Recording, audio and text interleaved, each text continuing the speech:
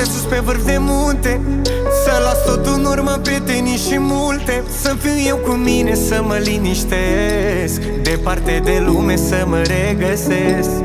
M-am săturat de vorbe care mă rănesc, de oamenii ce doar profită și bârfesc. Trăiesc pentru mine, nu mai vreau nimic, doar aici găsesc tot ce mi-a lipsit. M-aș muta într-o mănăstire, să nu dea nimeni de mine, departe de lume, de prieteni falși, de perversitate și de golănași.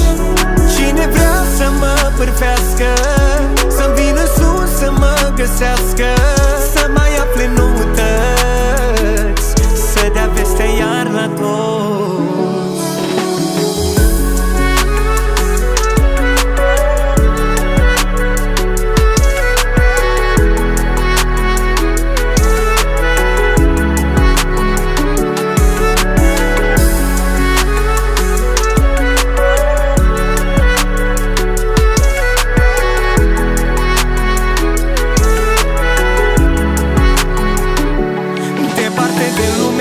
Departe de rău, singur eu cu gândul și cu Dumnezeu.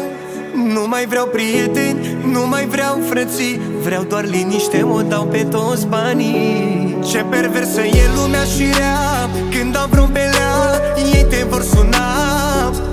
Când tu ai necaz, au dispărut toți, râd mereu în spate mama lor de hoți. M-aș muta într-o mănăstire, să nu dea nimeni de mine, departe de lume, de prieteni falși, de perversitate și de golănași.